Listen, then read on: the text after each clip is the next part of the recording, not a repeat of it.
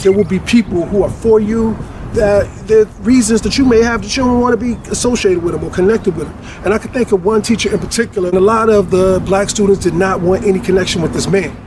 And I dug him. I thought he was funny. I thought he was sincere. I seen him walking in the streets in Newark, just by himself, minding his business. And this cat was a multimillionaire. It didn't mean nothing to him. And a lot of other brothers felt like this man was racist because of jokes he told. So he told jokes about everyone, every persuasion, no matter what it was, including black. And the jokes would be corny. One of his jokes was like, all the black students was outside screaming and yelling, and the dean heard it through his window when he came out, what's going on? And the students were like, we demand Swahili as a class.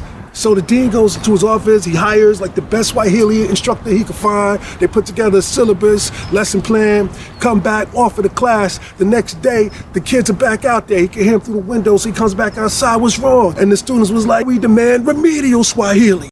That's not funny, but I wasn't offended. The man was just trying to make a joke, and they wasn't feeling that. they almost protested him outside of the dean's office.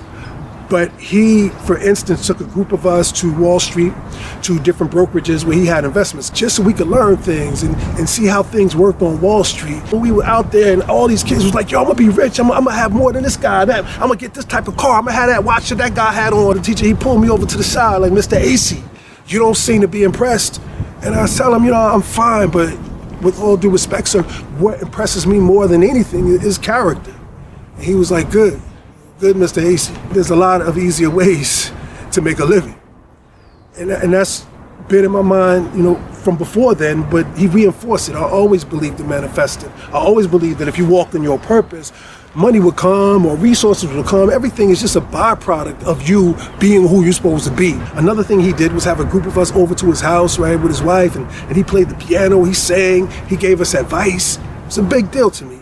And it was, at the time, it was the freshest house I'd ever seen. Another thing the cat did was he wrote an editorial about me, just me in particular. At the time, I was running a small business firm, and I was trying to get loans, business loans, and put business plans together for people in the community.